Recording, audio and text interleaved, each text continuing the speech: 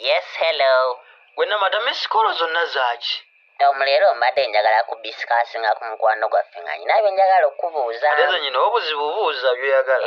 Okay, nga wendi. Why do you want about me ddala Tom? Namata use vernacular yogera Luganda. Nagamba. Kyeŋŋamba ng'oduweetinze abalala bonna ng'obajjemu byaffe. Nze Namata specioza onjagalako ki? Tewali. Ng'okuba omwenda n'ebyekigere ekitegeeza wali onnimba. Ate oyagala nkulimbe? Kugambye tewali.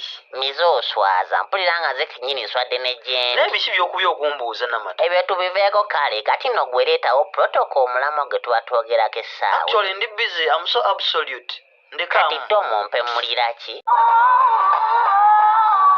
Yes, hello. Gwe Namata kino kiyamba gwe ne kiyamba ne maama wo. Ye bannange omuntu amala kino kikola population. Kati leero kiki? Mbadde nsaba oŋŋambire nnyoko alekerawo okunsindikira noodles ze.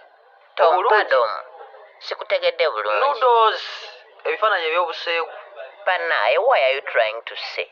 Otegeeza ki Tom? Ogambye ki?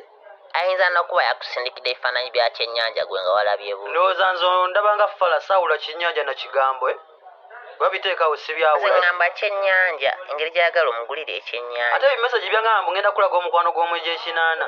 Kifowadinga ndabe kuba ekyamama nkimanyi bulungi. Ate nze nfaayo kolaba oti sitaani lwalisinza amaanyi. Ngenda muyisaamu eggaali alidda Kasana waba